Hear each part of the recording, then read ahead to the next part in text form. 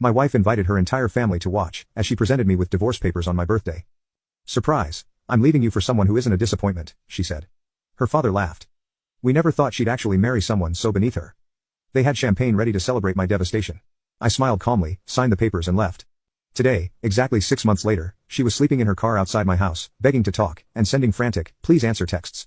So I turned 34 last Saturday, not exactly a milestone birthday, but Julie, my wife, well, soon-to-be ex-wife, told me she was planning something special for the occasion. She seemed weirdly enthusiastic about it the whole week before, constantly on her phone, smiling to herself, being super secretive. At the time, I thought maybe she was planning some surprise party, or something nice. After all the crap we've been going through lately, things between us had been tense, not screaming match tense, but that cold, quiet tension, that honestly feels worse sometimes. We'd been married for 6 years, met in college. She was this gorgeous business major from a rich family, and I was the scholarship kid working 3 jobs to afford ramen. Classic story, right? Her family never approved of me. Her dad, Bronson, yes, that's actually his name, like some villain in an 80s movie, would make these little comments about my humble beginnings at every holiday dinner. Her mom would ask, "How's that little job of yours going?" even after I got promoted to team lead. And then there were the constant Instagram posts from her, showing off our apartment, which wasn't fancy enough for her family, but was the best we could afford while I was putting in overtime to save for a house. Julie kept posting captions about making the best of things, or simple living. Like we were some charity case, always comparing our life to her cousin Nova, who married some hedge fund guy, and lived in a damn mansion. The last few months, Julie had been spending more time with her family, coming home late from work events, smelling like expensive cologne. She'd get these texts that made her smile in a way she hadn't smiled at me in months. I'm not an idiot, I had suspicions, but I kept thinking if I just worked harder, got that promotion, maybe things would get better. So, back to my birthday. I came home from work, yes, I had to work on my birthday, welcome to adult life, and the apartment was empty. Julie texted, saying to meet her at her parents' place for my surprise. Already weird, since her parents' house was the last place I'd want to celebrate anything. But whatever. I figured maybe she was trying to smooth things over with them. I show up at their McMansion in the suburbs, and Julie meets me at the door with this weird smile that didn't reach her eyes. The living room is full of people, her parents, her sister Annabelle, a couple cousins, some family friends I recognize from past gatherings. They're all holding champagne glasses, and there's this awkward silence when I walk in. Julie says, "Todd, we have something special for your birthday," and her dad actually snickers, not laughs, snickers, like a cartoon villain. So I'm standing there, thinking maybe they got me a car or something stupid, I know, when Julie pulls out this manila envelope from behind her back. For a split second, I thought maybe it was plane tickets or something. Then she says these exact words, "Surprise. I'm leaving you for someone who isn't a disappointment." The room goes completely silent, except for her dad, who starts full-on laughing. I'm standing there frozen, trying to process what the hell is happening, when her dad says, "We never thought she'd actually marry someone so beneath her. Thank God she finally came to her senses." Julie shoves the envelope in my hands, divorce papers, already filled out, just waiting for my signature. Her mom literally pops a champagne bottle, and starts pouring more glasses for everyone. They had planned this whole thing as some kind of sick celebration. I don't know what they expected, maybe for me to cry, to beg, to make a scene. Instead, something inside me just hardened.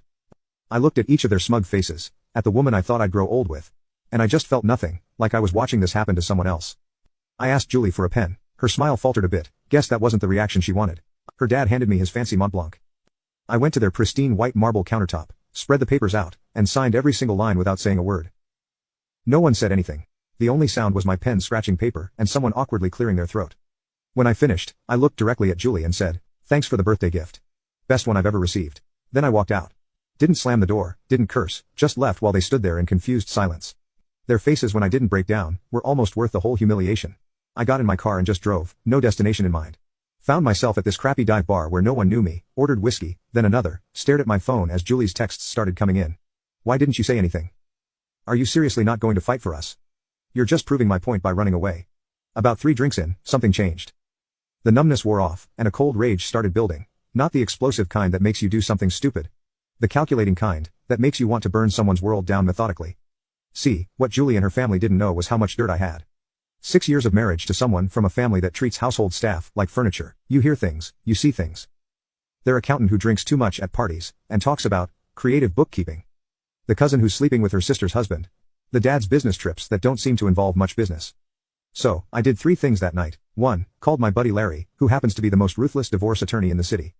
2. Started screenshotting every suspicious text Julie had sent or received that I could access on our shared cloud.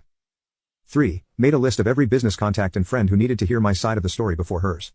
I didn't go home that night, crashed at my friend's place, and woke up with my phone blown up with more texts from Julie, now sounding more panicked than smug. Apparently, she expected me to come crawling back, begging to work things out.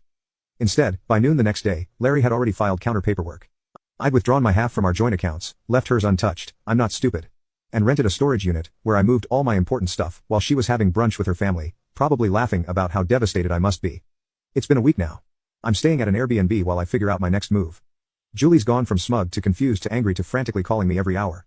Her last text said, "This isn't how this was supposed to go." No, Julie, this isn't how any of it was supposed to go. Larry says I'm in a stronger position than she expected, no kids, thank God, my name on most of our major assets, and enough evidence of her affair. Oh yeah, did I mention she's been sleeping with her coworker Ronan for months? To make her disappointment, claims look pretty ironic. So, that's where I am now, planning my next steps carefully. The rage hasn't subsided, but it's focused now. Her family thought I was nothing, treated me like dirt for years, celebrated the end of my marriage like it was a graduation party. They have no idea what's coming. Anyone else ever deal with such a public humiliation from a spouse? How did you handle it? Because right now, I'm walking the line between taking the high road and scorched earth, and I'll be honest, scorched earth is looking tempting.